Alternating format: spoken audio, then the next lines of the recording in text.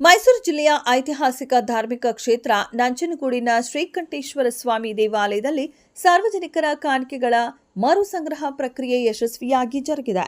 ಜಗತ್ ಪ್ರಸಿದ್ಧ ಈ ಪುಣ್ಯ ಕ್ಷೇತ್ರಕ್ಕೆ ದೇಶದ ಮೂಲೆ ಮೂಲೆಗಳಿಂದ ಆಗಮಿಸುವ ಭಕ್ತಾದಿಗಳು ತಮ್ಮ ಆರಾಧ್ಯ ದೈವಕ್ಕೆ ಭಕ್ತಿಪೂರ್ವಕವಾಗಿ ಅರ್ಪಿಸಿದ ಧನ ಧಾನ್ಯಗಳ ಲೆಕ್ಕಾಚಾರವನ್ನ ಆಡಳಿತ ಮಂಡಳಿಯು ಅಧಿಕೃತವಾಗಿ ನಡೆಸಿದೆ. ಇಲಾಖೆಯ ಉನ್ನತ ಅಧಿಕಾರಿಗಳು ಹಾಗೂ ಬ್ಯಾಂಕ್ ಸಿಬ್ಬಂದಿಯ ಕಟ್ಟುನಿಟ್ಟಿನ ಕಣ್ಗಾವಲಿನಲ್ಲಿ ಈ ಪಾರದರ್ಶಕ ಪ್ರಕ್ರಿಯೆಯು ಪೂರ್ಣಗೊಂಡಿದೆ. ಅತಿ ಹೆಚ್ಚು ಪ್ರವಾಸಿಗರು ಮತ್ತು ಶ್ರದ್ಧಾಳುಗಳನ್ನು ಆಕರ್ಷಿಸುವ ಈ ಸುಪ್ರಸಿದ್ಧ ಧಾಮದಲ್ಲಿ ಭಕ್ತರ ಹರಿವು ದಿನೇ ದಿನೇ ವೃದ್ಧಿಸುತ್ತಿದೆ. ಒಟ್ಟು ಸಂಗ್ರಹಣೆಯ ವಿವರಗಳನ್ನು ಗಮನಿಸಿದಾಗ ಕೇವಲ ದೇಶೀಯ ನಗದು ಮಾತ್ರವಲ್ಲದೆ ಅಮೂಲ್ಯವಾದ ಲೋಹಗಳು ಹಾಗೂ ವಿದೇಶಿ ವಿನಿಮಯದ ಕರೆನ್ಸಿಗಳು ಸಹ ಇಲ್ಲಿ ಅಪಾರ ಪ್ರಮಾಣದಲ್ಲಿ ದೊರೆತಿರುವುದು ದೇವಸ್ಥಾನದ ಧಾರ್ಮಿಕ ಮಹತ್ವವನ್ನ ಸಾರುತ್ತದೆ. ಈ ದೇವಾಲಯದ ಇತಿಹಾಸದಲ್ಲಿ ಮತ್ತೊಮ್ಮೆ ಭರ್ಜರಿ ಆದಾಯ ದಾಖಲಾಗಿದ್ದು ಒಟ್ಟು 1.48 ಕೋಟಿ ರೂಪಾಯಿಗಳ ನಗದು ಸಂಗ್ರಹವಾಗಿದೆ.